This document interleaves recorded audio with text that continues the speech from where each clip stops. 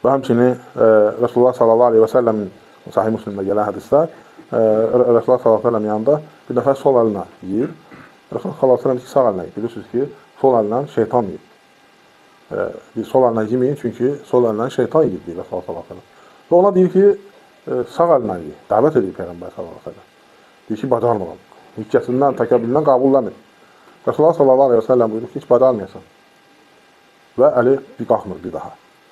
Yəni, təkəbbürlü insanı məhv edir. Və, nə deyir, qəlbində kimin zərrə qədər günah varsa, onu eləyir, təkəbbürlü eləyir və onu günahlar etməyə, Allah alim, yəni, daha da elə bir ki, bir-birinin ardıcan gələn günahları etməyə məniyir, sövq edir. Ona görə də hər birimiz çalışmalıyız ki, bu günahdan uzaq duraq. Və həmçinin, bilirsiniz ki, qiyamət günü, yəni xüsusən də təkəbbürlü insanlara da, nədir, əzab veriləcəkdir.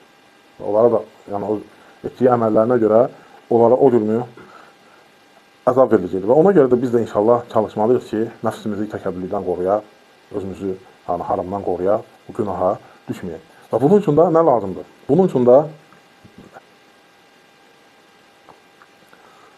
iki şey lazımdır. Birincisi, Allahı, Rəbbin olan Allahı tanımalısan, haqqla tanımalısan. Allah Subhanahu taala təkəbbürlüdür. Nədir təkəbbür? Yəni, böyükdür, udadır, əzəmətlidir, hər şeyin sahibidir. Hər şey onun əlindədir. O istədiyi kimi hər şey eləyir. Ona heç kəs heç bir şey eləyə bilməz. Çünki tam kamil şəkildə Allah Subhanahu taala yəni ən uca ad və sifətlərlə buna layiqdir. Və onu tanımalısan. Yəni, onu bilirsən ki, hər şeydən güclü olur, hər şeydən uca odur, hər şeydən böyük odur, hər şeydən əzəmətli odur. Və bunu sən qəbul etməlisən. Və insan onu qəbul edəndə artıq sən bilirsən ki, sən heç nəsən, sən zəifsən. Ona görə də ikincisi nə idi?